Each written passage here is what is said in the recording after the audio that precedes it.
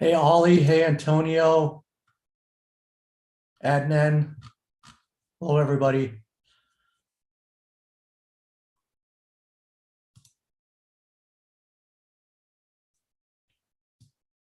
So welcome to the second of my three-day live trade execution webinar series. My name is Mark Shazin, the pattern trader.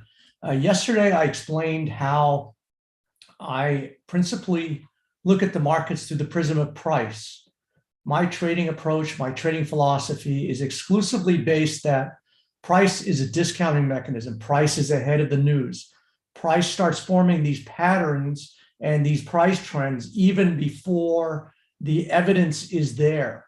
And so price is ahead of, something that we might read about in the newspaper. We might say, here on the news, well, the market moved this and this way today because, something happened today. And then you look at a pattern that happened 6 months ago and you can see that it was already baked into the cake. So I use price to make all of my trading decisions. I kind of wrote up a couple of principles, how to be consistently profitable. This doesn't include trading in and out 5 or 10 times a day for very small outcomes. Most people are trading, certainly in the FX market, for 5 or 10 or 7 pips. And they're trying to do that 7 or 10 times a day. And that is just not the way you're going to be consistently profitable. Now, it took me a long time to put a barrier around my own instincts. So a lot of the rules that I developed were really developed for me. I mean, because I'm an insane gambler. I do all of the crazy things that you guys want to do. I used to trade on the 5-minute chart, the 15-minute, the 4-hour. And then I'd wonder why, I'd make a hell of a lot of money in doing one thing and then give it away doing another thing. And so I had to put barriers around myself. And I figured out what I'm trying to do is I'm trying to extract the bigger moves in the market. And the only way to do that is to look at longer term timeframes. Look at daily charts or weekly charts or monthly charts, because I'm trying to take out the bigger moves. I'm not interested in trying to beat the broker to the punch for the next 7 pips or the next $1.50 in a stock. I'm trying to take out 20, 30, 80, $120 in a stock, $500 out of 500 pips out of a euro yen trade. And so sometimes you have to wait. You have to be patient. You have to wait for those setups to come. And, if you get those, that's how you're consistently profitable. But certainly when it comes to the stock market in the United States opens at 9:30 a.m. in the morning, closes at 4 p.m. It has defined hours. Now, there is a pre-market session. There's also a post-market session. So the market is actively trading while I'm looking at you.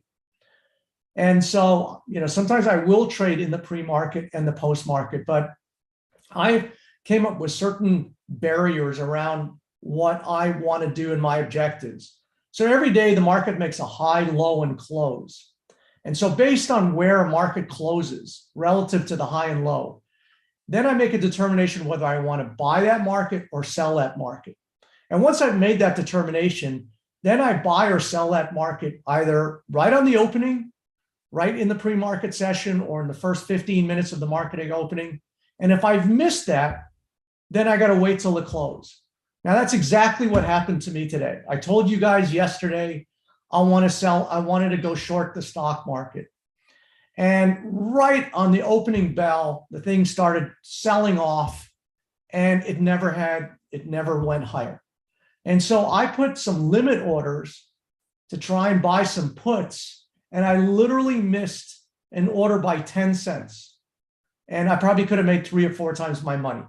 But I put that in at the opening. It never triggered my order. And then, as much as it killed me, I didn't chase it today. So I knew the market was going to sell off. I tried to get it at the opening. And then, as you would know, every minute of the day, it was just selling off, selling off, selling off. And I was going crazy. I wanted to chase it. I wanted to enter the fray. And then right within the last 10 minutes, the Qs had a 200-point rally. And so this game is all about discipline. And so I'll show you exactly what I did. So I talked about my 4-step trading methodology. I either identify the condition or the market trend. And by condition, when I open up a chart, I want to determine, is this thing in an uptrend? Is it in a downtrend? Or is it going sideways? Now, there are two other opportunities that I mostly look for where the market is turning directionally from one direction to another. Either it's a bullish market that's turning and going to go lower, or a market that's been declining and is turning and is going to go look higher. And so those are the 5 phases that a market can be in. And I will trade all of them except a sideways market. Again, my principles, I'm trying to take bigger pieces out of the market. I'm not trying to bang every side of the trading range and be in and out of the market 5 or 10 times a day. You're just not going to be able to be consistently profitable doing that. And then usually if a market is turning, there's usually a governing price pattern. A double bottom, an inverted head and shoulders, a symmetrical triangle. There are many, many patterns in the market that can be very confusing and can also give you some very false looks. And so what I try and do is have a layered approach. I did put a link to my strategy as well as my book that goes through these price patterns in more detail and my 4-step trading methodology. I'll go through that at the end of the presentation. And then once I've identified either the trend or the chart pattern, then I wait for the appearance of a daily bar or a weekly bar or monthly bar, depending on the time frame I'm looking at, to then allow me to join the trade and know where my risk is. And to me, that's the holy grail of trading. If you know where to join the momentum and also how to identify your risk, that's as good as you're going to get in this game. And then once I've kind of done all of my subjective analysis, this is just ideas in my head. I want the market to confirm what I'm thinking. So if I'm looking to buy something, I want to put a buy stop above the daily bar or the weekly bar or the monthly bar, or a sell stop below the low of the daily bar, the weekly bar, or the monthly bar. So I'm going to kind of look at some real-time trades and show you exactly what I mean. So yesterday I showed you a whole bunch of trades that I did in the option markets where I made 100% to 200% of my money in a day just trading these options. Now today, this is what I did. I put some orders to buy the puts on the Dow Jones when it was trading at 33,800. This is the DIA, which is the ETF that tracks the Dow. And I put a limit order to try and catch this thing, on an uptick before it went lower. And I didn't catch it. So you can see it remained open. It never got filled. And if it gotten filled, I probably would have more than doubled my money. Same thing in the Qs. I saw the Qs open. I was fully expecting a down day. That's why I was buying puts. Puts are a bet on the downside. And again, I did this at the opening. I didn't get filled. And I had the discipline not to chase it. Really pissed me off because I could have made a ton of money today. So that's the way it goes. I made some money in my FX account. So I actually sold some gold yesterday or this morning, a little higher at around the 1777. I sent out an email to our members last night to sell gold on a bit of an uptick. I did the same. And now I'm in a couple positions of gold short. I'm short silver and I'm short the euro. And those are active positions in the market. So this is what some of my trades have looked like historically, where I guess this was in August. I advised our members to sell the New Zealand dollar versus Canadian dollar at 80.25. When it looked like it was confirming what I was looking like, I said, add to the position. I said, I'm currently short. I'm looking to add to my position, and ended up making about whatever it looks like, about $150,000 on that collection of trades. Here was some gold trades where I advised our members to sell gold at $1,800 back in, I guess this was June. I also at the same time advised to sell silver and ended up making a whole bunch of money on these trades in silver and gold. And so this was back in March, where the dollar yen was trading at 117. I told our members this is going to be a decade, kind of move, a once in a decade move, where it was very likely that the dollar yen was going to go to 150. I said that when it was around at 110. And about 2 weeks ago, we hit 150 on dollar yen. So in a combination of buying dollar yen and euro yen, I made a whole bunch of dough. So this is what I'm looking for in the markets, these big moves. Now, they don't come along, every 2 minutes, but you don't need them to. All you have to do is ring the bell on one or two of those moves, and you can do very well. So yesterday, I was very much struggling to explain conceptually what's going on in the market. And I suspect I will continue to struggle today, only because there's a lot going on and there's a lot of nuance to trading. And so effectively, I look as much to what is happening as what isn't happening. So I look what's happening on a chart, and then, sometimes the chart will start breaking out or reversing things. And so, I want to catch it. So I thought I would take two charts that are not very mainstream, but give you, or kind of give me kind of an insight underneath the hood of this stock market, because there's so many things going on. The Dow Jones has been up, 15, 20% in the last couple of weeks. Meantime, other markets are flat. There's so many themes and sub-themes and counter themes in the market that it's been, somewhat complicated. And I don't like complicated. I'm always looking for simple. I'm always looking for the market to kind of tell me the direction it wants to go in, and then I want to get in sync with that direction. Now, that has not been so easy or clear cut, because you can see on the upper chart, I have the IGV. This is an ETF that tracks the technology and software. So this has like Intuit, Salesforce, Microsoft, and all the technology stocks. On the bottom, I have the IWM. This is small caps. This is smaller stocks and kind of gives you a look at another piece of the market. But to my mind, it really doesn't matter what the chart that you're looking at. This could be corn, it could be crude oil, it could be natural gas, it could be the euro yen. I look at all charts the same, meaning that I want to find out what's happening in that market, what's directing traffic in that market, and then how to get in sync with the move that is going to happen. And if it's not going to happen, then I'm going to go and find another market where it is going to happen. And so you can see that we talked a little bit about this IGV chart yesterday. And to me, there was two principal chart patterns that alerted me to a downturn. So the first one is that you have this, what looks like a man or woman's left shoulder. That's the head, and that's the right shoulder. Now, this is a reversal price pattern, meaning that once prices confirm or go through a neckline, and a neckline is simply a line that's drawn through the pattern here, once it punches through that, it indicates that prices are going to reverse, and that's exactly what occurred.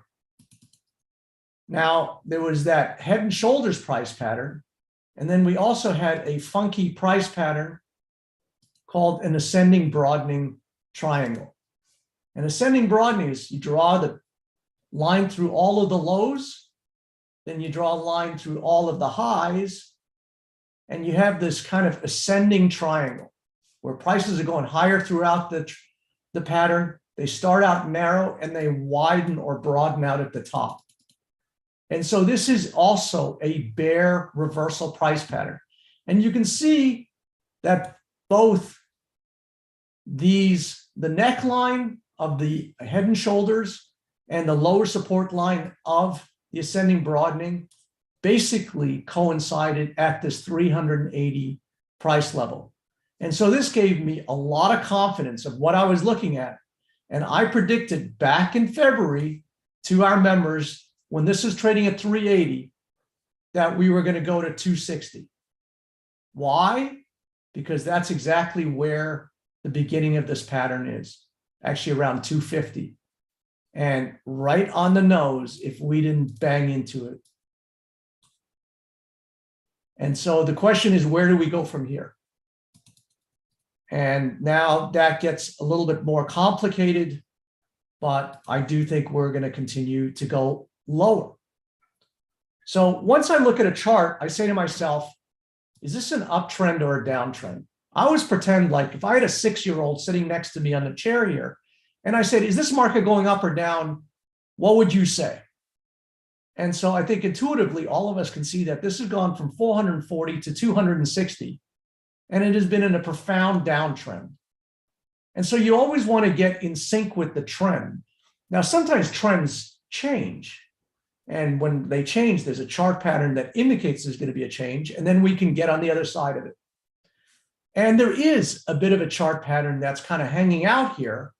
And this is kind of the nuance within what I look at. How does the market traverse within these two thought sequences, if you will? We have a downtrend, but we also have what looks like to be a bottoming thing. And the only way to do it is to look at the structures of the market. And you can see that in this downtrend, every time we hit this upper area here, it just goes and makes a new low. And I'm surmising that is what is going to happen again. Now, albeit it's a little bit more tricky. You know, when you get into an area like this, it gets a little bit more crowded, meaning that prices now have to get through all of their prior history. And there's a lot of concept that I look at in trading. And one of them is what I call spacing, where markets have to build away so that they can fall. So it's a little bit tricky in here, but principally, this thing is failing at this resistance level. This is still a downtrend. And so I'm assuming, until proven otherwise, that this market is going to continue lower. Now, you know, if next week we get something like this and we start going like that, I'm going to change my opinion very, very quickly. And I'm still waiting to see if this pattern kicks in and stops this downtrend at some point. So now we're between, it's really a fight between this resistance level, the support level, and we're basically in between. And that's why if you feel like you're confused, it's because the market is just banging in these areas. And so when I see this, you know, typically I'm looking for bigger moves in the market.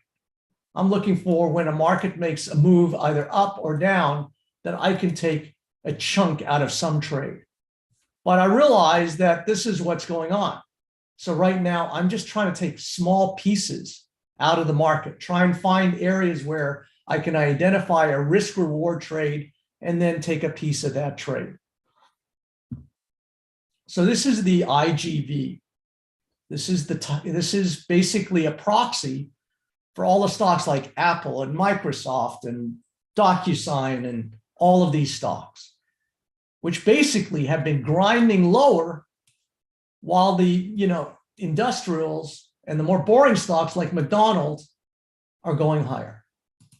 So I always say this is not a stock market, it's a market of stocks. McDonald's went and made an all-time new high, and you know, Microsoft and Apple are looking, you know, very vulnerable. Amazon is making a new multi-year low, while McDonald's is making an all-time high. So it's a very complicated market, and you have to know what you're trading. Now, the second chart is the IWM. This is the small caps. And again, these are all just proxies for the US stock market, and they're all in various stages. And so I like to take all these different looks to see if something's breaking out or if somebody's giving me a counter look. And so what we see with the IWM is that also since last November, we have effectively been in a downtrend. And so you basically always want to look at what is the major trend. Now, again, trends change, and when they do, you want to get in sync with that. But right now, this all started off with a very funky looking double top. Now, this was a substantially lower low, but it doesn't matter if the peaks are in the same level. The second peak could be higher, or in this case, it could be a lot lower, But I think we can all agree that when we stand back and look at this thing, this is an M top or a double top. And when we see this, this is a reversal pattern, means that this trend leading up to this top was going higher. And if a market is topped, it means we're going to do what? We're going to go the other way. So this pattern in the IGV, this head and shoulders pattern in the IGV, this head and shoulders, this double top in the IWM, this has been ruling the roost for 12 months now. For weeks, months, and now even years, this has been telling us where this market is going. So to me, these are my cheat sheets. This is like trading for dummies. Once I understand what the pattern is, then I can understand, you know, this is just rallies in a bear market. And so this is why I like to look at history. This is a weekly chart, which gives me, you know, 2 or 3 years worth of information. If you're looking at a 15-minute chart, you're only seeing the last 6 days. And so you cannot see the cards that you're holding. You can't see. So when the market looks like this on a 15-minute chart, you know, you're all lathered up and you're, you know, ready to get long. And then you wonder why you're getting creamed, because you didn't see this. And so to me, these very fundamental, basic patterns, you know, give me guidance when the market gets all squirrely and you get these rallies and you go, well, is this real? Is this not?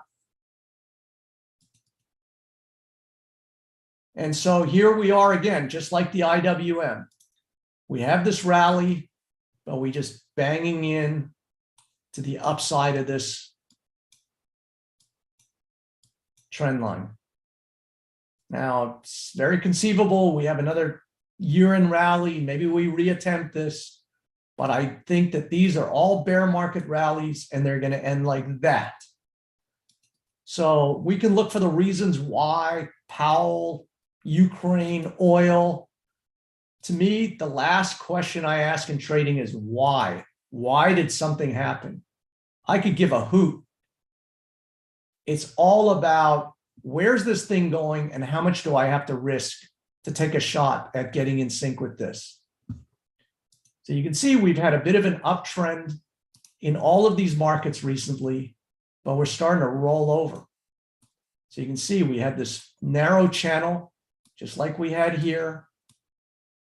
And when we start breaking this channel, you can see what happens. Now you can see we're just sneaking underneath this channel again. And sometimes the markets give you fake looks. They sneak under and then they sneak right back. And so to me, I use the market as a referee. If I think something's happening, then I wait for the market to give me more and more information. But this is starting to break cadence. This is starting to sneak under this uptrend and start suggesting that we're going to start another downtrend. So now once I understand what's going on a bigger scale, then I'll drill it down to a daily chart and try and find an area where I can do a risk and reward trade. But if I'm starting with a certain thesis that this thing is starting to roll over and get weaker, then that's my operating thesis.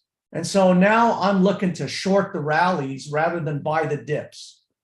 And now I'm looking for opportunities in the markets where I can find these little things.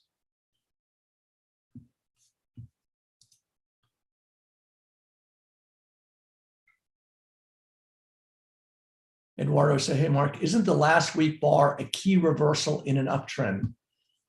Which bar are you referring to, Eduardo, on which instrument? So like I said, you can't, so I talk about these reversals. So once you understand you have a pattern, then I look for the what I call my insurance bars, what I call a reversal. So an example of a reversal is right here. So once you identify hey, this is a bear trend. This is now going to go lower. How can I find places to join that trend? Well, here is a key reversal right here. This thing made a new high for the week, but by the end of the week, it closed on the low. So if I short it there, I can take a nice trip to the downside here. I can know where to join the trade. So if I put a sell stop there and I put my stop loss there, I can basically go for that ride and understand how to join that trade. You have another reversal right here. Made a high, close on the low, and then you had a nice trip there. You made a new high here, you close on the low, and then you had this trip here. But I don't know if you're referring to this reversal here, Eduardo, but even if you're not, this is a good discussion point.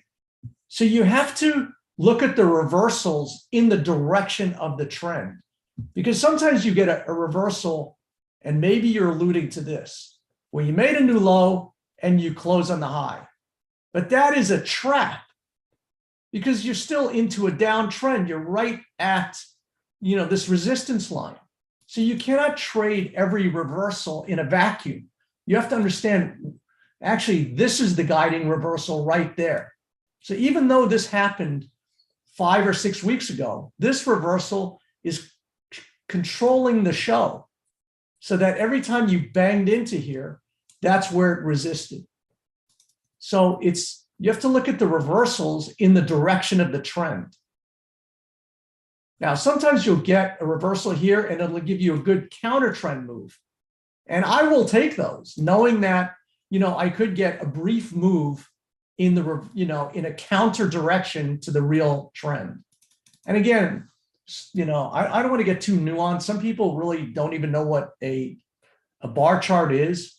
And a bar chart is really, you have a high, a low, and then the slash here is the close. And so you'll also notice these are what I call naked charts, where there's nothing on this chart. There's no volume. There's no moving averages. There's no MACD. There's no Bollinger Bands. There's nothing going on this chart. I'm just looking at a simple picture of price and time. And from these patterns and price action, I can set up trades that will make me hundreds of thousands of dollars. That's all I need.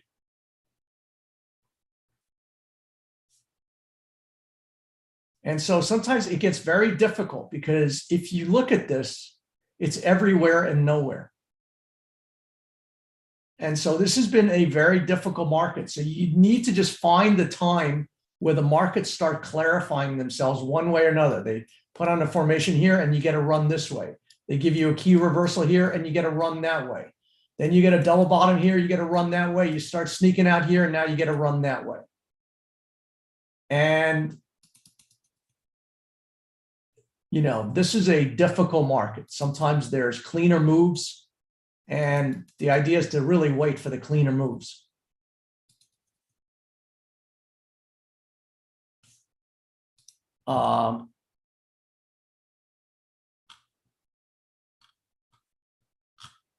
So are there any questions on just my analysis of these two charts? And really what I'm trying to do in these sessions is just reveal a way of looking at the markets. It doesn't matter what market you're trading. It could be the euro yen, it could be corn, it could be anything. I look at the same, things of trends, patterns, and price action, and simply try and find an area where I can understand what's going on and then set up a trade with a risk reward dimension.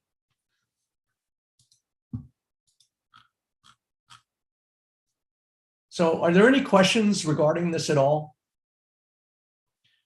So a lot of people are asking me to take a look at, various charts, and this is not really a request kind of format. I do something every Friday called the Underground Trading Sessions, where members in that, we go through all of the opportunities and then I look at whatever people want to look at. Really what I'm trying to convey in this 3-day event is a way to look at price And so, I will answer questions, that you have about what's a key reversal or how do you identify a pattern and things of that nature. I'm not going to go through millions of different charts. I'll take a look at some today, that I'm looking at going into tomorrow, just to give you an idea. Again, we're in such a kind of crazy environment. Why don't I just do that? I'll do this.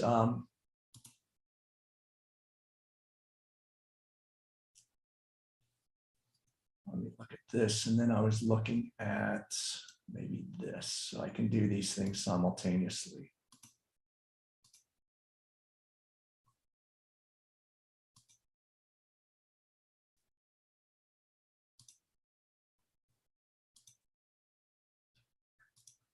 So again, these are two completely different instruments. One is a currency and one is a stock.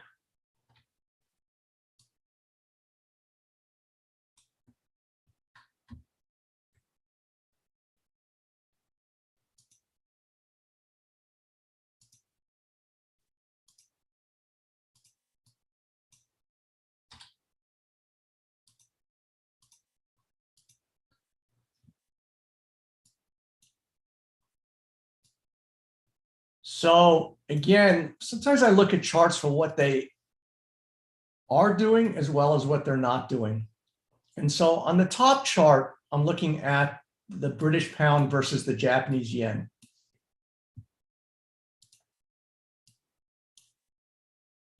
Just straighten all this out. And you can see that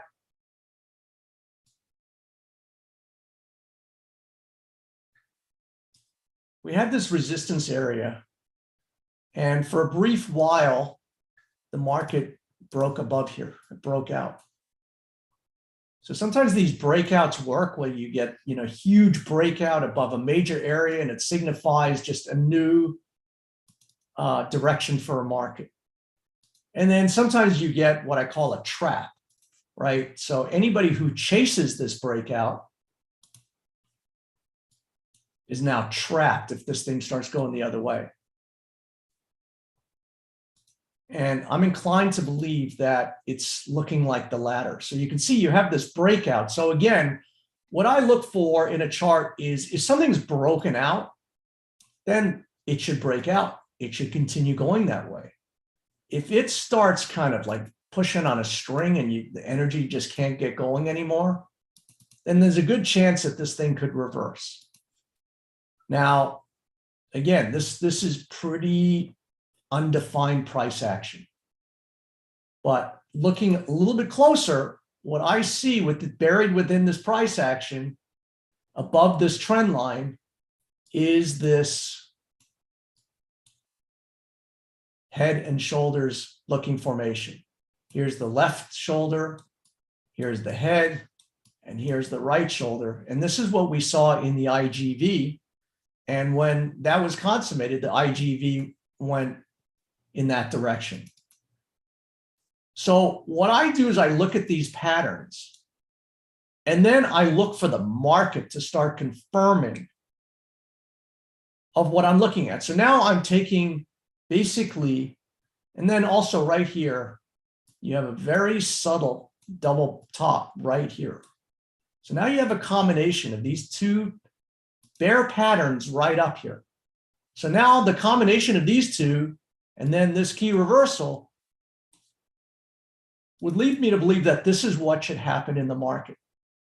And so I will start putting a bet on here. Again, I would basically put a sell stop under today's low. You can put your stop loss there. So that is your risk right here. This is your risk, and this could be your reward.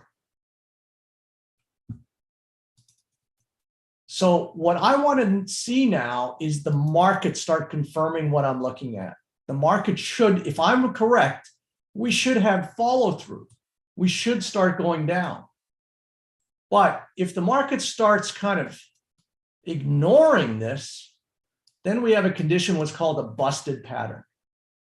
So to my mind, this is what I do.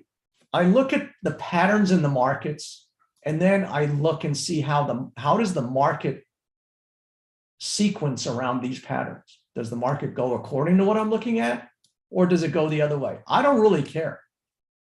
Because if this thing starts going the other way, my whole thinking is if it's not going down, it's going to go up and I'll get aboard that. So sometimes all we can do is test things out and put a toe in the water. This is still, if you really want to be careful, you can wait for it to come through this neckline. Wait for it to confirm, wait for it to go below 163. And that's probably the smart move. But I think, I look at these key reversals where it tells me where my risk is. If I take a peek at getting short, I'm going to give till today's high to see if I'm right about that. And so I'll just put a toe in the water. I'll put a stop loss here and I'll see what happens. And if I'm wrong, I'll get out and reset. But this is starting to tell me, and again, this could take a little bit of time to get going, but I think this is in an area where it's a good risk reward opportunity.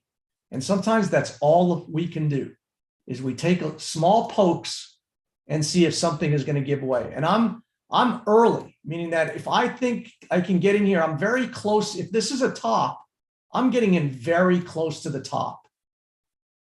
This should give way.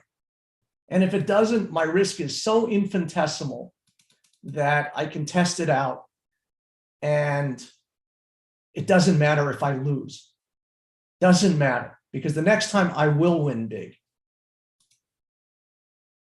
So this is the pound yen. Now, on the lower chart is a stock called Splunk, ticker symbol SPLK. And again, I don't really care what it is. I'm just kind of looking at certain areas, and this maybe isn't the best example because it's really in this tight trading range. But can you see? Bang, bang. So it hits this resistance. Maybe it needs to come back up here and fail one more time. But what I'm looking at is that, first off, this is a downtrend. This has hit an area of resistance in the downtrend. And what I'm looking at is I try and catch things in what I call an energy coil. I try and see, where something's going to come out of the chute, where it's built energy. And you can see the last 3 days, 1, 2, 3, the ranges of the last 3 days are all within the range of this bar 4 days ago. So I call this an inside bar coil, where this is just a storing of energy.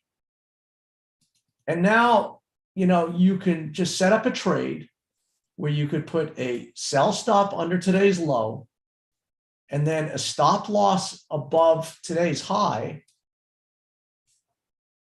and have a very small risk. So basically your risk is a couple of bucks. This is your risk. And if you're correct and this comes out of here, this could go a lot lower. And this is to be what trading is. Trading's not about what Powell's going to do. Where do you think inflation is going to go? Are we going to get in a recession? Are we going to have a soft landing? These are all meaningless conversations. They have no bearing on trading. Trading is finding areas on the chart where you can set up a dynamic risk reward setup. And if you're wrong, you're going to lose nothing. And if you're right, you could make a fortune. And that's what trading is.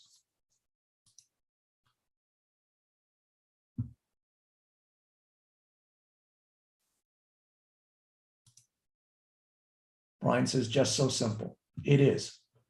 I try and think of everything through the prism of a 6-year-old. If it's too complicated to explain to a 6-year-old, then I don't understand it. Does that make sense to you guys?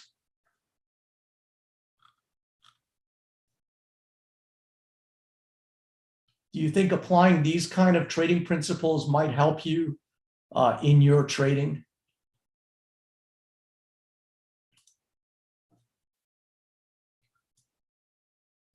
So Ollie says yes, Fidel. So if you'd like to trade with me, just go ahead. Here's an email. Send me an email and let me know if I can help you. KP says helping me now. Samelko says yes. Happy says clear. Ollie, Tyrone, Fidel. Samson says before you take an entry, you don't look into the Forex calendar, see if there. Nope. I don't care about news. News should confirm what I'm looking at. See, what I talk about is that price is a discounting mechanism.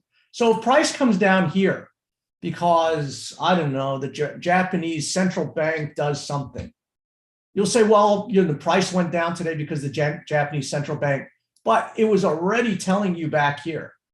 So this is why I say price is a discounting mechanism. There's some reason why price didn't go higher here. There's some reason why this chart formation started forming. I don't care what that reason is.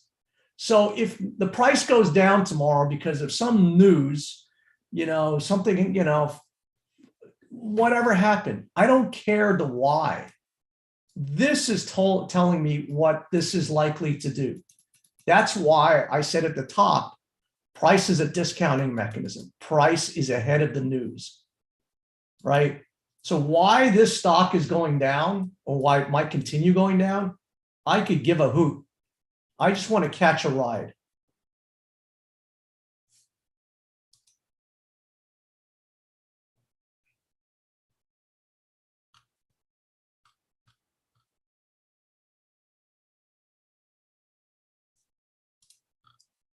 Do you guys have any questions on these two charts?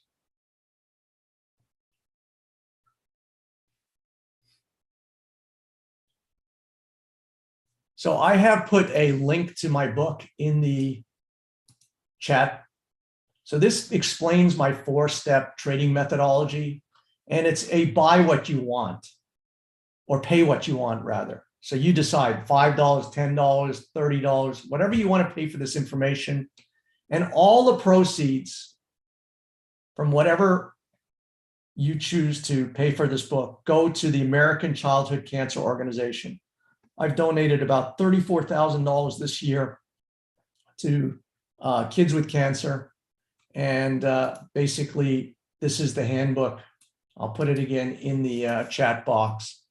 And this basically goes through my 4-step methodology, how to get closer and closer to the bullseye of a high value trade setup.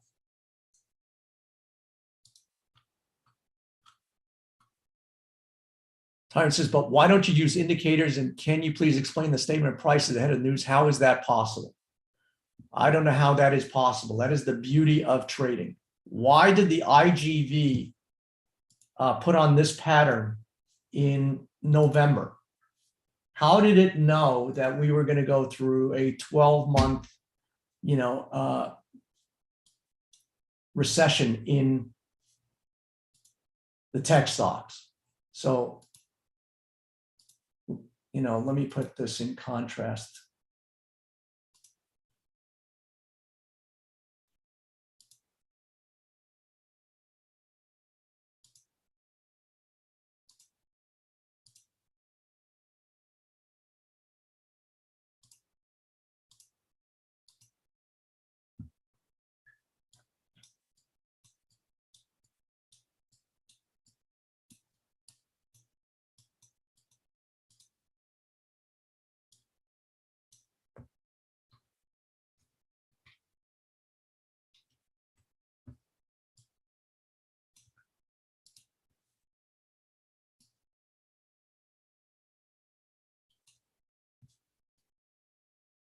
So this is a tale of two markets, both the US stock market.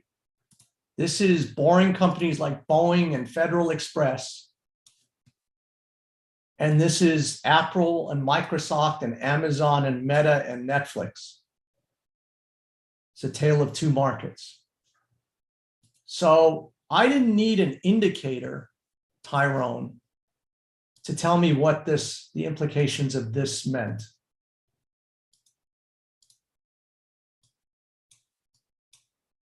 This is going to mean the same thing every single time.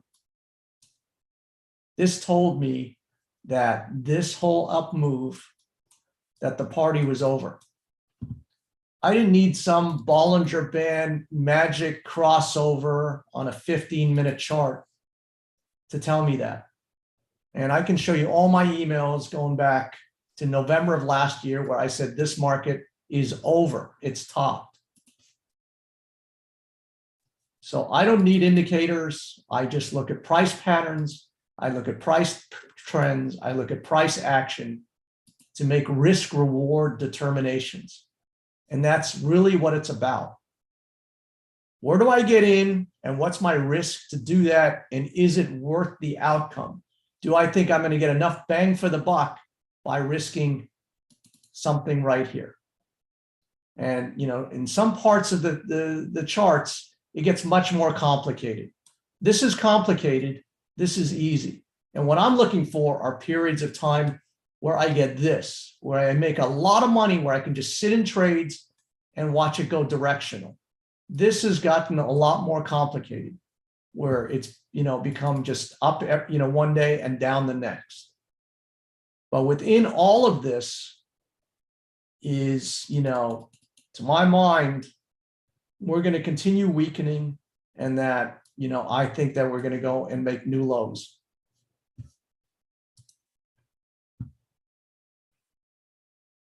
Jay says, can you zoom into the candles to show the reversal candle? I'll try. Sometimes.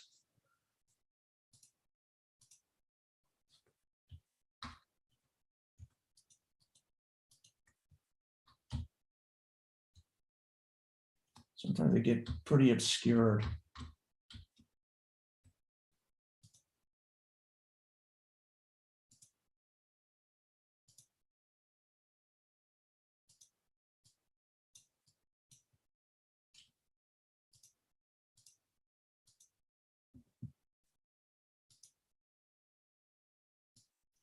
So once you kind of understand the trend, look at that. No accident that these intersect like this. And no mistake why last week it just magically stops there. There is no magic. This is where it, so once you understand the trend, then you look for signs. Here's a reversal, here's a reversal, here's a reversal, here's a reversal, here's a reversal, and then here's a reversal. So those all point in the direction that this market wants to go. And again, it gets much more complicated because once you kind of see a trend, what I like to do is get in early. I like to get in right here as the horse is about to come out of the barn. And then even though I see this market going lower, at some point when the thing becomes more mature, it gets much more complicated. It gets more difficult in here. This is the easy part. And this is the difficult part. So sometimes, you know, I can only do as well as the market environment. And I'll sign up, you know, people get all excited and go, well, wait a minute, you showed me all these great profits, but that was, you know, in this period. I can't do anything when it starts going like this, and every day is the opposite of the day before. But what I can do is help you recognize what the phase of the market is and get positioned for the next big move whenever it comes. And like you saw yesterday, out of a nothing move, I made over 100% of my investment in a day. So it's just kind of understanding the market. Now, sometimes the markets will give you false looks. We broke out here and you go, okay, again, this is like the pound yen. Is this a real breakout or is this a fake out? And the only way to know that is that the market tells you. The market starts failing, stops going up. And then once it gets under this resistance line again, gets back into this neighborhood, this geography, then you know there's trouble if you're long. And it's going to come back there.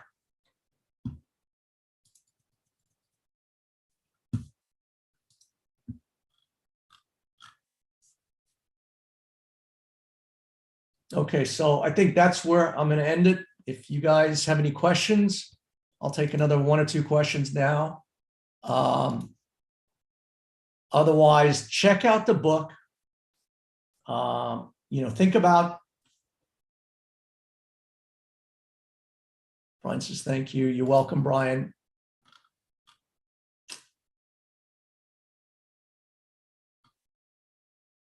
Abrams says, is there an inverse relationship between IGV and IWM? No, I don't think so. They look like they've actually been trading pretty closely. One is small caps and one is technology. So it's not an exact correlation. And I don't really care. I just look at charts.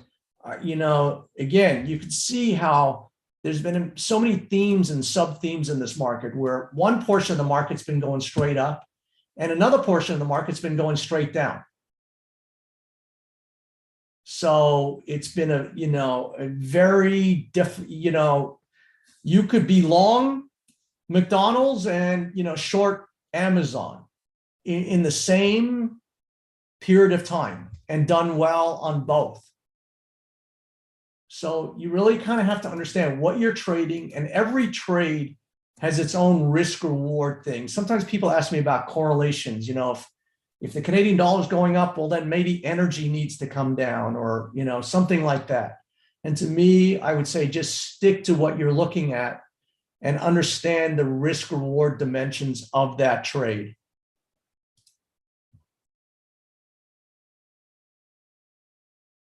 Splunk is up over 1% in the aftermarket. Let me see. Yeah, it's hard to tell where that thing's trading. Sometimes the bid ask gets out of whack. And what I would just suggest is that, let the market confirm. That's why I say the last step on what I'm looking at is then I require the market to confirm what I'm looking at. So maybe Splunk opens and goes straight up tomorrow. And if it does, no harm, no foul. I'm going to put a sell stop under. So what I'm going to do is that today's low was 83.43. So let's say you just put a sell stop here at 80.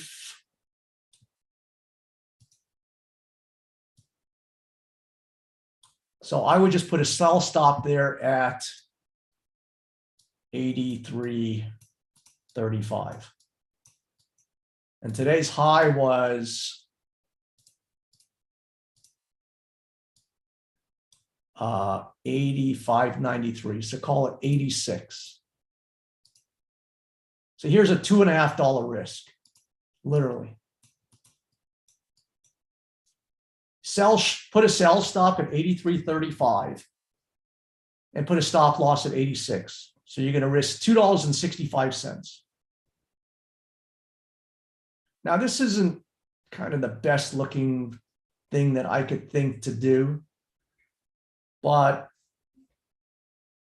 again, I would just look for what the market's telling me. If this thing goes and makes a new low tomorrow, now, again, I just let the market do all the work. But what I do is I look at how the market oscillates above unchanged. And I look at where the energy comes. So I wouldn't just put your sell stop in there. If this thing's just going to open lower, there's a chance that it could open lower and go lower. But I don't like doing that, because if it opens lower and starts going this way, then you could have a key reversal that way. So if I want to go short, like today, I actually want the market to open higher, counterintuitively. So if it close here and it opens here and then starts going through here, then there's a good chance that I could be into a good trade. So I don't just throw this in. If the market's going to open lower and open through the low of today, I'm not going to chase that. So there is a bit of nuance in how do you enter it, but this is really the parameters. So in the aftermarket now, it's sometimes a little bit misleading. You can't really tell. We had a big sell-off today. I anticipate we'll get some kind of up move tomorrow, and then I'll probably sell into that again.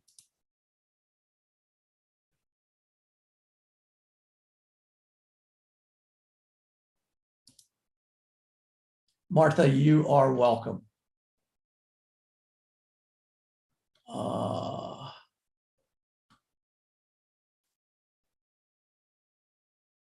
And this is thanks. I think yesterday was the best yet. I left so confused with the markets, but it made me review the markets today in a different way.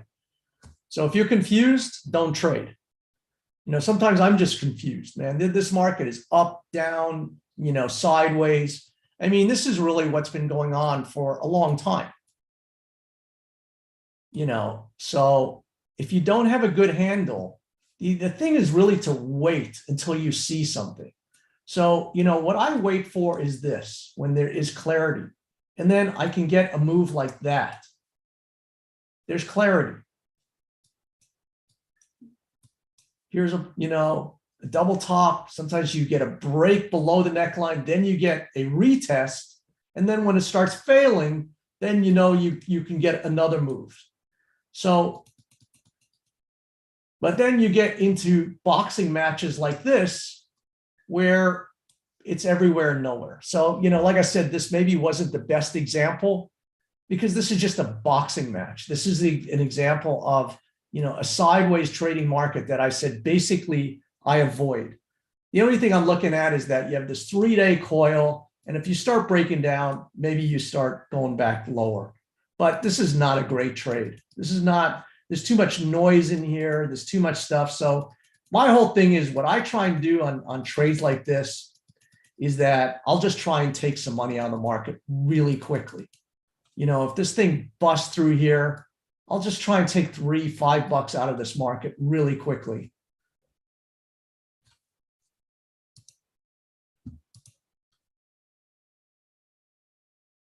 Eduardo says, thanks. You always give me the confidence to keep going, even if I'm wrong. So, that is the key. This is a very difficult market environment. It makes you second guess yourself every day. And so the idea is wait for clarity. Don't just jump into the fray. Don't watch this thing. So if you watch these things and they're going, all these bells, they're all shiny objects, you want to chase them. Is that do your homework in the night, figure out what you want to do during the day. And then if it doesn't happen, just leave it. That's what happened to me today. I wanted to sell Dash into a higher opening. It didn't give it to me. I wanted to sell the triple Qs into a higher opening. It didn't give it to me. And so that was it. I just left the playing field. So now I'm looking at this IGV in two ways. And again, this is the dynamic nature of charts. This is still kind of a bottom in here. Until this is kind of taken out, it still could turn into a bit of a trap down here. And so, I watch how the market navigates this area of support and this area of resistance. So now you have a tug of war. You have a double bottom on the downside and a double top here. And now the market's right in the middle. So this is where the danger is. So now you just want to see, how does the market resolve this? Now, to me, this is still a downtrending market. And by and large, whether we get, a late December rally, I still feel that this is going to somehow resolve itself to the downside. But you could get a trap under here where you chase this low, you get one of these, and then it goes that. So there's all kinds of things. There's all kinds of nonsense that could start going on right here. You're in this little support zone. So, tomorrow you open lower, you're in this area where pretty tricky. So this is where, there's certain times, yesterday I shorted this thing right up here, got a nice ride. Now it's a pick'em. Now it's a pick'em. Tomorrow it could open higher, go lower, or, open lower and go higher. And so this is where it's really dangerous, where if you don't know and you can't really tell, this is where you really get banged out because, you think you got them, market goes for a couple, and then all of a sudden there's some kind of rally or some kind of sell-off, And this is where it is very, very dangerous in this area. So the key is also to understand that there's certain times, there's certain days, there's certain, formations, just leave it alone because you inevitably won't get it right. So this is an area where there is a lot of intersects. You can see right here.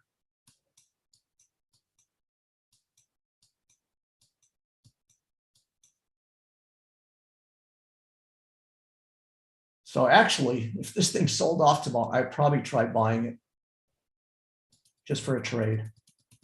But it's still very much in a downtrend. So this is where it gets difficult. And if something's difficult, don't try and trade through it. Take a walk, take a swim, take a bike ride, take a hacienda, or siesta. It's not worth trying to bang your head trying to figure something out. What I try and do is get this kind of follow through where I can get 2-3 days. I can get a nice move. I made 100% of my options yesterday, and that's the easy part. Now it's tough. Now there's no real signal one way or another. Looks lower, but you're in a support zone. So, I know that going in now. I'm not going to try and, wail on something.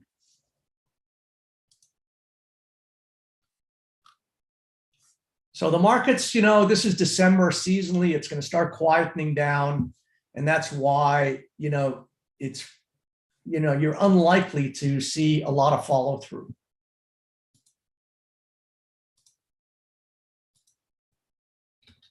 And I'll leave you with the last thing. To me, the biggest barometer in the market is Apple. How Apple goes, the rest of the market is likely to follow. And this thing, looks like it's in trouble.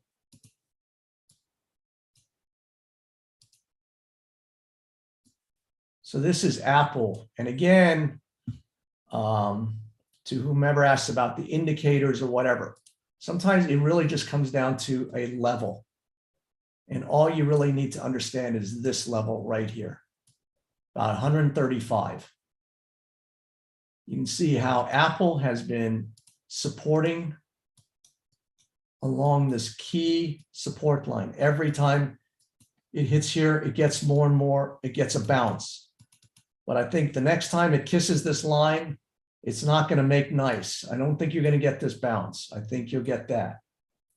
So this 135 is critical. And then you can see that there's another line right here.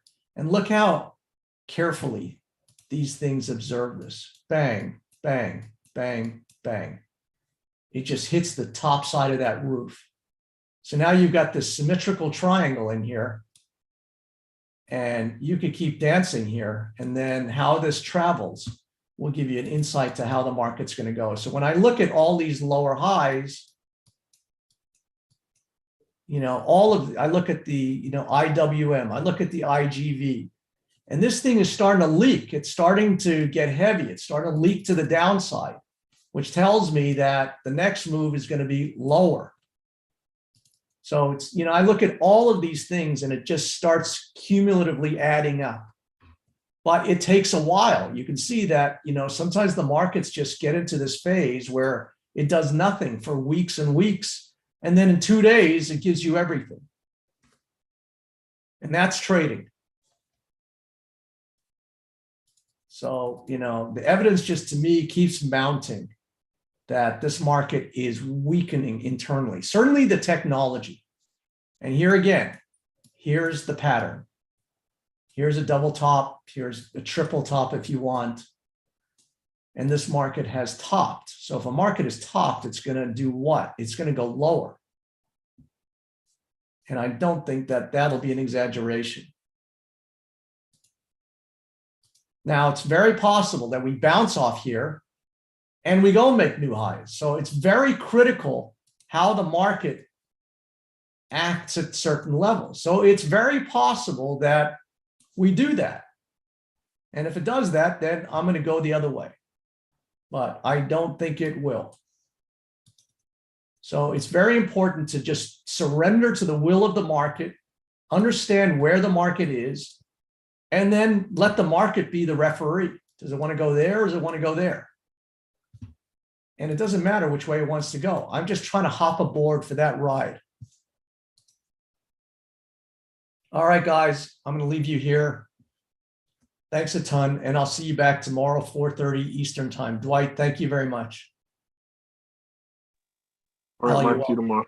All right, thank you very much.